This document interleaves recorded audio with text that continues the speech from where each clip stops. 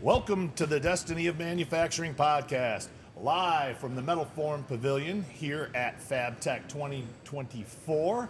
It is day 3, and I have the distinct pleasure to have with me a guest who I have been trying to get on this show for probably at least 3 years, Ben McGuire from Amada. Welcome, Ben. Thanks, Dean. Thanks for having me. Sorry to keep you waiting. You're worth the wait, Ben. You're worth the wait. We'll see about that.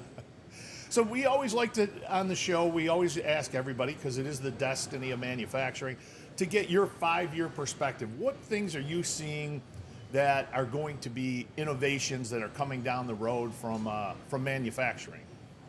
In manufacturing as a whole, I see it evolving more and more into automation, primarily to help reduce some of the extreme environments on the production floor. Yeah, and are there things that you hear from people as far as automation? Is that where, that bottleneck is happening in the manufacturing sector? It's more on, you think it's more on the automation side where it isn't so much how fast the machine runs or how many parts you get off. You've got to be able to handle them and do something with them and getting the material in too. True, and some of it goes back to the skilled labor issue we're having, not just in the U.S. It's not just us. We're not special. It's a global thing. Right. And so you're seeing companies innovate towards that, and then manufacturers are also thinking about the ergonomics of an employee just doing the repetitive motion day in, day out, and using a lot more pick and place type situations and robots for that. Gotcha. Does that lend itself to some of the customer complaints of what their problems are, their pain points? Do you hear that from customers when you're talking to them that, man, we really have a shortage of workforce, and either it's shortage of skilled people to pull from, and even just people in general, I think is another complaint that we hear. What is, on the Amada side, what is Amada doing to train or upskill some of those people to work on the presses that you guys have? We're evolving our controls into looking more like and functioning more like a cell phone to attract some of that. I don't really like the term next gen. I think it's future leaders, future employees, if you will. Sure. So all of our control systems across the whole Amada platform look more like a cell phone. They're becoming more intuitive, all touch screen type situations to attract and be more appealing, especially from a service tech perspective, to draw in those younger service techs, because it can be hard work. It's not sexy work.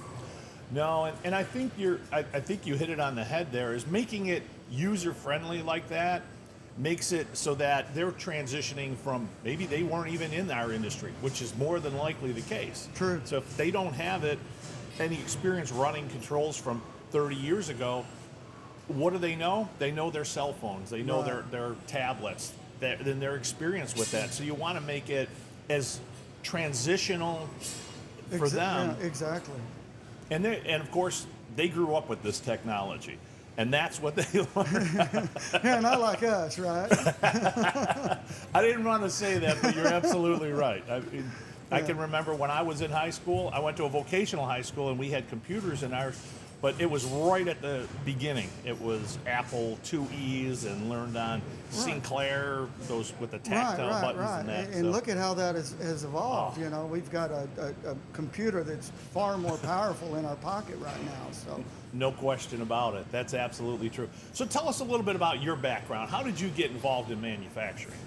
Well, I came from a family business in West Texas. There was a machine tool business, repair, rebuilding. So I started at a really young age repairing equipment, and it just evolved from there.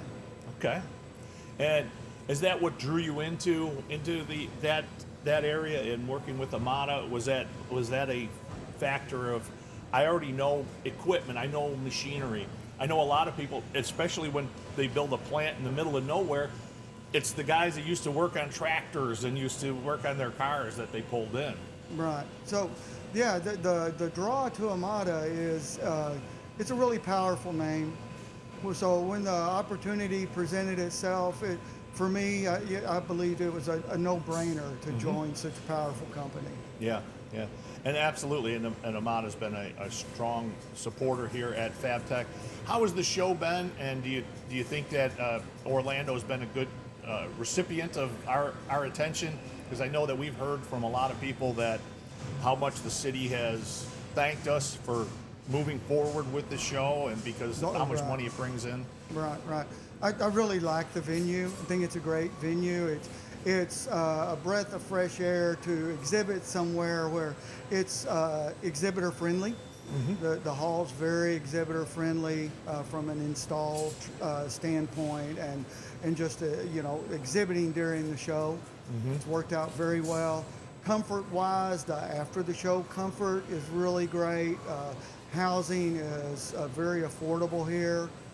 So as a whole, I'm looking forward to coming back. And you're right. The local folks that I've talked to, the labor force doing the installation, they were really grateful that the show must go on. Absolutely. And they're really grateful from what I'm hearing.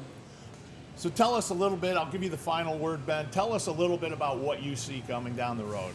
Yeah, what I see coming down the road is more innovation, user-friendly applications for the equipment, helping create more uptime for the business owners, company owners, to help them create revenue and make it a more pleasurable place for the employee to work and the equipment to work on.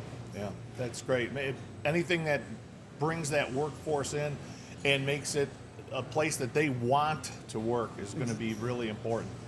This, of course, has been the Destiny of Manufacturing podcast, powered by the Precision Metal Forming Association. Thank you, Ben McGuire. You're more than